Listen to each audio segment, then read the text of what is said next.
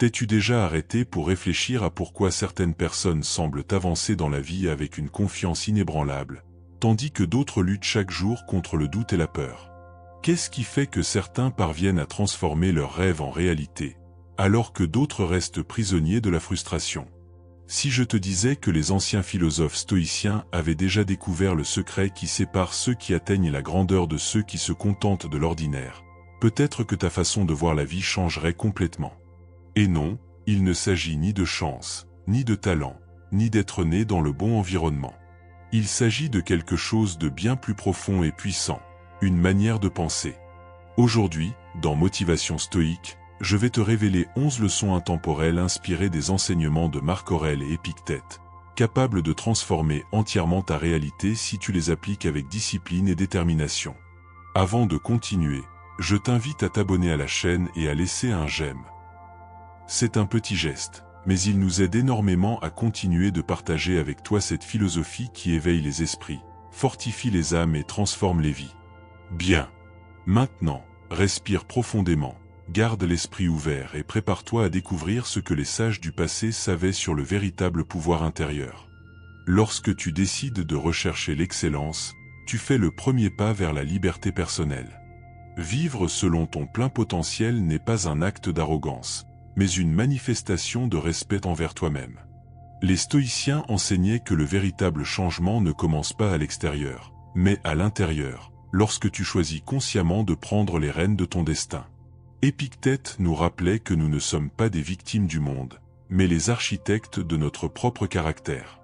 Et Marc Aurèle, dans ses Pensées pour moi-même, nous a laissé une vérité immortelle. En chaque être humain réside une étincelle divine, une force intérieure capable de nous élever au-dessus de toutes circonstances. Chercher l'excellence ne dépend ni de tes ressources, ni de ton passé, ni du nombre d'opportunités que tu as eues. Cela dépend uniquement de ta décision intérieure de vivre avec but et discipline. Quand tu choisis d'être excellent, tu choisis de cesser de te comparer aux autres et de commencer à te mesurer à toi-même. Il ne s'agit pas de vaincre le monde, mais de te surpasser un peu plus chaque jour. Être excellent est une pratique quotidienne. Tout comme un athlète qui s'entraîne même sous la tempête, tu dois toi aussi t'engager envers ta propre croissance, quelles que soient les circonstances. C'est une promesse envers toi-même, faire ce qui est juste, même lorsque personne ne te regarde. Chaque jour où tu renouvelles cette décision, tu renforces ton esprit et ton caractère. L'excellence est une graine qui, une fois plantée, pousse sans s'arrêter, à condition de la nourrir d'efforts et de détermination. Ne laisse ni les doutes des autres ni tes propres peurs éteindre cette flamme. Le meilleur moment pour commencer à être extraordinaire, c'est maintenant, pas demain. Et justement, c'est là la leçon suivante. Le moment parfait n'existe pas. Les stoïciens le savaient bien. Tandis que d'autres attendent que tout s'aligne, eux agissaient au cœur du chaos. Marc Aurèle n'a pas attendu que Rome soit en paix pour penser avec clarté. Il l'a fait au milieu des guerres, des maladies et des crises. Il comprenait que chaque jour, aussi difficile soit-il, est une opportunité de grandir. Épictète disait: « Ce ne sont pas les choses qui nous troublent, mais la manière dont nous les interprétons. » Cette phrase renferme l'une des vérités les plus libératrices. Ce qui compte vraiment, ce n'est pas ce qui arrive, mais la façon dont tu choisis d'y réagir. Chaque instant de ta vie est une occasion d'exercer ton esprit, de renforcer ton caractère et de pratiquer la vertu. Imagine un artiste attendant l'inspiration parfaite pour commencer son œuvre. Ce jour n'arrivera jamais. L'action est l'étincelle qui déclenche la transformation. L'excellence n'est pas une destination lointaine, mais une pratique constante. Tu n'as pas besoin d'attendre, seulement de commencer. Et lorsque tu commences, tu découvres quelque chose de puissant. Les obstacles ne sont pas des ennemis, mais des alliés déguisés. Les défis que tu affrontes sont les outils que la vie utilise pour te façonner, pour révéler de quoi tu es réellement fait. Marc Aurèle l'a exprimé avec clarté. Ce qui empêche l'action fait avancer l'action. Ce qui bloque le chemin devient le chemin. Chaque obstacle placé devant toi n'est pas là pour t'arrêter, mais pour te polir. Lorsque tu décides de l'affronter avec calme et détermination, tu transformes chaque barrière en une occasion de te renforcer. Tout comme un gladiateur qui entre dans l'arène en sachant que chaque coup peut le rendre plus habile, toi aussi tu dois voir chaque défi comme une opportunité de perfectionnement. Épictète, qui passa de l'esclavage à la sagesse, comprenait mieux que quiconque que les circonstances ne définissent pas l'homme, elles le révèlent. Quand la vie te met à l'épreuve, elle ne te punit pas, elle te montre ton véritable pouvoir. C'est pourquoi, chaque fois que le doute tente de t'arrêter, souviens-toi, le moment d'agir, c'est maintenant. Élève tes standards, affronte les défis et démontre, par tes actions, que tu es né pour les surmonter. La grandeur ne réside pas dans le fait d'être meilleur que les autres, mais dans le fait d'être meilleur que la personne que tu étais hier. Chaque obstacle que tu surmontes te rapproche de ta meilleure version. Les stoïciens savaient que le véritable courage réside dans la transformation des problèmes en progrès. Lorsque tu apprends à voir dans chaque difficulté une opportunité, tu ne fais pas que survivre, tu évolues. Et c'est là tout le pouvoir du stoïcisme, le pouvoir de choisir de devenir la personne que tu es destiné à être. Parfois, nous croyons que l'excellence signifie ne jamais se tromper, atteindre la perfection ou tout contrôler. Mais les stoïciens connaissaient une vérité bien plus libératrice. L'excellence ne réside pas dans la perfection, mais dans le progrès quotidien. Cette sensation constante de ne jamais être assez, de penser que les autres ont toujours une longueur d'avance, est une bataille silencieuse que nous menons tous, du débutant au plus expérimenté. Mais le progrès n'a rien à voir avec être le meilleur du monde, il a tout à voir avec être meilleur que la personne que tu étais hier. Épictète nous rappelait que nous ne devons pas vivre en cherchant l'approbation, mais en cherchant la croissance. Peu importe si les autres te considèrent comme le meilleur ou le pire, ce qui définit vraiment ta valeur, c'est comment tu fais face à chaque défi, comment tu apprends, comment tu te relèves et continues. Quand tu agis avec la mentalité du meilleur, tu ne fais pas semblant d'être quelqu'un que tu n'es pas. Tu assumes la responsabilité de devenir celui que tu es destiné à être. Ce n'est pas une illusion, mais un engagement. Entraîner ton caractère comme on entraîne un muscle, jour après jour, sans excuse. Les stoïciens comprenaient que la véritable excellence naît de la constance, de la pratique quotidienne et de la fidélité aux principes que l'on choisit de suivre. Il n'y a pas de succès sans discipline, ni de grandeur sans répétition. C'est pourquoi, chaque fois que tu fais face à une décision, demande-toi, comment agirait une personne vraiment excellente dans cette situation? La réponse implique presque toujours la préparation, la concentration et la détermination.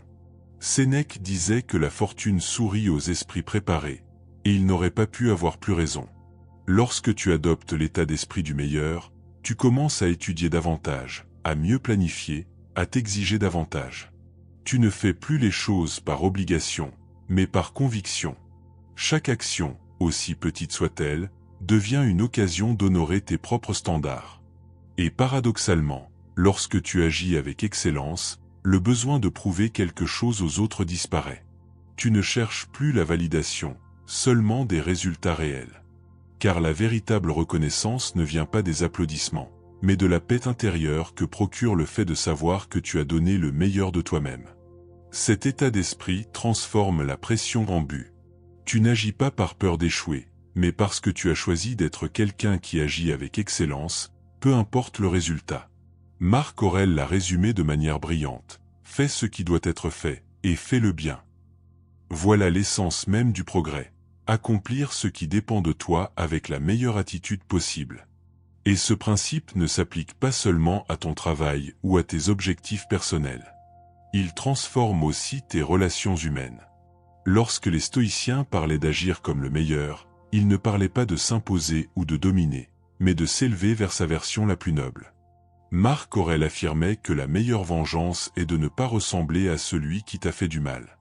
Et l'on pourrait ajouter, la meilleure manière d'entrer en relation avec les autres, c'est de se comporter comme la personne que tu as toujours admiré être.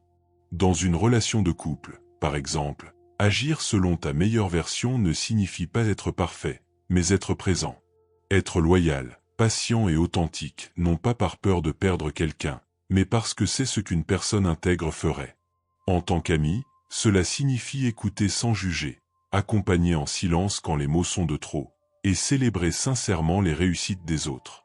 Un véritable ami ne rivalise pas, il partage. En tant que père ou mère, cela implique d'être un exemple vivant d'équilibre et de respect.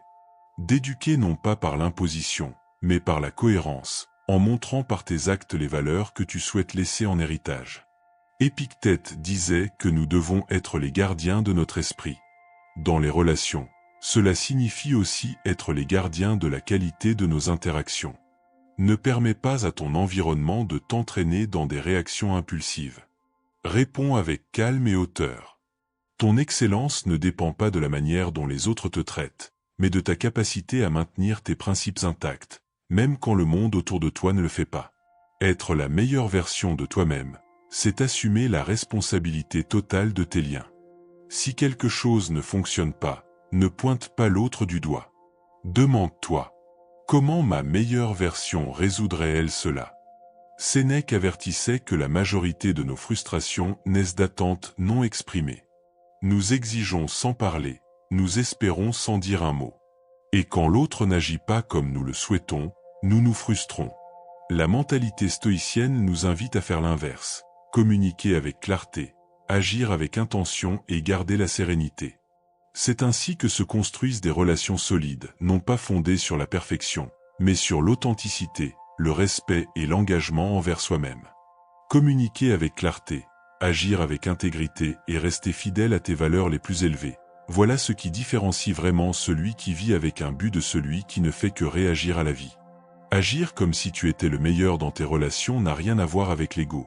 Au contraire, cela demande une profonde humilité pour reconnaître tes erreurs, la force de pardonner, et la sagesse de privilégier l'harmonie plutôt que l'orgueil. Être grand dans tes relations humaines ne consiste pas à toujours avoir raison, mais à choisir la paix lorsque le silence vaut plus qu'une discussion. Voilà la véritable preuve de maturité émotionnelle. Passons maintenant à un principe que les stoïciens considéraient comme sacré, la maîtrise du corps et de l'esprit. Car celui qui ne gouverne pas son propre corps ne peut guère gouverner son âme. Prends soin de ta santé comme un maître. Marc Aurèle disait que le corps est notre premier territoire de gouvernement. Si nous n'apprenons pas à diriger nos propres actions, comment pourrions-nous prétendre diriger d'autres aspects de la vie? Lorsque tu adoptes l'état d'esprit de quelqu'un qui cherche l'excellence, cet engagement s'étend naturellement à la santé. Il ne s'agit pas de te comparer aux autres, mais d'honorer le véhicule qui te permet de vivre, de penser et de créer. Imagine un instant que tu sois le meilleur athlète du monde. Comment traiterais-tu ton corps?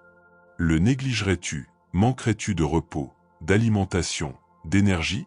Ou bien le protégerais-tu comme un temple? Voilà la différence entre vivre en pilote automatique et vivre avec conscience stoïcienne. Épictète enseignait que nous devons concentrer notre attention uniquement sur ce qui dépend de nous, et en matière de santé, cela signifie prendre chaque jour des décisions qui construisent le bien-être, manger avec équilibre, dormir de qualité, bouger avec discipline et cultiver la paix intérieure. Nous ne pouvons pas choisir notre génétique, mais nous pouvons choisir notre attitude face à elle. Nous ne pouvons pas éviter le passage du temps, mais nous pouvons décider comment l'affronter. Sénèque affirmait que la véritable richesse ne se mesure pas en possession, mais en santé. Et il avait raison, lorsque tu prends soin de ton corps, tu investis dans ta capacité à penser clairement, à ressentir profondément et à vivre avec intention. Chaque décision saine, qu'il s'agisse d'une promenade au lever du soleil ou d'une pause consciente face au stress quotidien, est une affirmation silencieuse de ton engagement envers ta meilleure version. Le stoïcien ne cherche pas un corps parfait, mais un corps qui obéit à l'esprit vertueux qui le guide. La santé n'est pas seulement physique, elle est aussi émotionnelle, mentale et spirituelle. Lorsque tu décides de prendre soin de toi avec excellence, tu renforces non seulement ton corps, mais aussi ton caractère, ta discipline et ta maîtrise personnelle. Et précisément, cette maîtrise nous conduit au principe essentiel suivant: faire de la vertu une habitude. Nous ne naissons pas disciplinés, sages ou patients, nous le devenons grâce à la pratique constante. Les stoïciens enseignaient que nous nous transformons en ce que nous faisons de manière répétée. Chaque choix, chaque action, chaque pensée est comme un coup de ciseau qui sculpte notre caractère. La confiance, la résilience et la sérénité ne sont pas des dons innés, mais le fruit de milliers de petites décisions prises avec cohérence. Au début, agir avec vertu peut sembler forcé, comme lorsqu'on entraîne un muscle pour la première fois. Cela fait mal, cela fatigue, cela demande des efforts. Mais avec le temps, ces actions cessent d'être un sacrifice et deviennent une partie de toi. Pratiquer la tempérance, la patience ou l'autodiscipline, ce n'est pas faire semblant, c'est préparer le terrain pour qu'elle fleurisse en toi. De même que le corps se renforce par un entraînement constant, l'esprit s'endurcit par la répétition d'actes nobles. Chaque fois que tu choisis le calme plutôt que la colère, tu renforces ton caractère. Chaque fois que tu tiens parole, même quand personne ne te regarde, tu consolides ton intégrité. Et chaque fois que tu choisis ce qui est juste plutôt que ce qui est confortable, tu affermis ta grandeur intérieure. Le stoïcien sait que la constance est la véritable source de pouvoir. Agir chaque jour comme si tu étais déjà ta meilleure version transforme l'idéal en réalité. Et c'est précisément à travers cette pratique constante que nous apprenons l'art d'affronter nos faiblesses. Être le meilleur ne signifie pas nier tes ombres, cela signifie avoir le courage de les regarder en face et de les transformer. Épictète, qui commença sa vie comme esclave et endura la douleur physique pendant des années, comprenait quelque chose que beaucoup oublient, la force ne naît pas de l'absence de faiblesse, mais de la décision de ne pas se laisser dominer par elle. Nos limitations sont des maîtres déguisés. Ce que tu crains de faire est souvent exactement ce que tu dois affronter pour te libérer. Si tu as peur de parler en public, cette peur n'est pas une punition, mais une invitation à faire entendre ta voix. Si tu crains l'échec, le stoïcisme te rappelle que chaque chute est une répétition générale de la victoire. Marc Aurèle écrivait chaque soir sur ses erreurs, non pour se flageller, mais pour mieux se connaître. Il savait qu'affronter ses failles était un acte de force, non de faiblesse. Tes faiblesses sont comme des ombres projetées par la lumière de ta conscience. Elles cessent de t'effrayer lorsque tu t'en approches assez pour les comprendre. Et lorsque tu le fais, chacune devient une occasion de croissance. Agir comme si tu étais le meilleur ne signifie pas feindre la perfection. Cela signifie reconnaître tes zones d'amélioration et travailler dessus avec discipline et humilité. Comme le disait Marc Aurèle, le véritable pouvoir réside dans la maîtrise de soi. Et dominer ton esprit, cette voix intérieure qui parfois te limite, est la première étape pour conquérir le reste de ta vie. Le stoïcien ne cherche pas à éliminer ses émotions, mais à les guider avec raison et but. Car l'esprit, lorsqu'il est entraîné, devient l'arme la plus puissante de toutes. Alors, demande-toi, agis-tu aujourd'hui comme ta meilleure version, ou attends-tu encore le moment parfait pour le faire? Car les sages savaient quelque chose que beaucoup oublient, le moment d'agir, c'est toujours maintenant. Chercher la validation externe est l'un des plus grands obstacles à la véritable force intérieure. Le stoïcien comprend qu'il n'a pas besoin de l'approbation des autres pour se sentir digne. Reconnaître ta propre valeur n'est pas un acte de vanité, mais de profonde connaissance de soi. C'est efforcer chaque jour d'être meilleur qu'hier, sans tomber dans la comparaison avec les autres. Car en réalité, personne n'est supérieur ni inférieur à toi. Nous marchons tous dans des directions différentes, mais nous partageons le même but, évoluer. Reconnaître tes faiblesses ne te rend pas faible. Cela te rend courageux. Car seul celui qui a le courage de regarder ses ombres peut commencer à les transformer en lumière. C'est là un enseignement central du stoïcisme. Il ne s'agit pas de cacher ses défauts, mais de les accepter et d'en tirer des leçons. Marc Aurèle, peut-être le plus grand exemple de leadership stoïcien, ne s'est jamais considéré exempt de fautes. Chaque nuit, dans ses méditations, il s'observait avec honnêteté et humilité. Il savait que ce n'est qu'en comprenant ses limites qu'il pouvait les surmonter. Comme une épée trempée dans le feu, nos faiblesses, lorsqu'elles sont reconnues, deviennent le combustible qui alimente notre croissance. Les défis n'existent pas pour nous arrêter, mais pour forger notre caractère. Le stoïcien ne se plaint pas face à l'adversité, il l'utilise comme une occasion de renforcer son esprit et son âme. Car l'esprit est l'arme la plus puissante que nous possédons. Avec lui, nous transformons chaque faux pas en leçon, chaque erreur en victoire, chaque chute en opportunité d'ascension. Alors, n'aie pas peur de te tromper. Crains plutôt de ne pas apprendre de tes erreurs. Ta grandeur ne se définit pas par ce que tu accomplis, mais par la manière dont tu réagis lorsque la vie te met à l'épreuve. Embrasse tes erreurs, observe-les sans peur, et avance avec détermination. C'est cela, l'essence d'agir comme si tu étais le meilleur. Comprendre que chaque imperfection est une graine d'évolution. Numéro 9. Ta meilleure version inspire les autres. Agir comme si tu étais le meilleur ne relève ni de l'orgueil ni de l'arrogance. C'est une invitation à rechercher l'excellence personnelle pour élever aussi ceux qui t'entourent. Les stoïciens enseignaient que nous faisons tous partie d'un même tout, et que nos actions résonnent dans l'univers que nous habitons. Quand tu t'améliores, le monde s'améliore avec toi. Devenir un exemple ne signifie pas être parfait, mais vivre avec cohérence. Tes actes, plus que tes paroles, sont ceux qui inspirent. Lorsque tu choisis d'agir avec discipline, sérénité et but, tu rayonnes d'une énergie qui motive les autres à faire de même. Ta présence devient un rappel silencieux qu'il est possible de vivre avec vertu dans un monde chaotique. L'excellence est contagieuse. Quand quelqu'un observe ton engagement et ta sérénité face aux défis, il ressent l'élan d'élever ses propres standards. Ton exemple devient une étincelle qui allume le changement chez les autres. C'est ainsi que la vertu se propage, non par des discours, mais par des actions. Vivre comme ta meilleure version ne te transforme pas seulement toi, cela transforme tous ceux qui t'entourent. C'est la force invisible du leadership stoïcien, inspirer sans imposer, enseigner sans parler, guider simplement par l'être.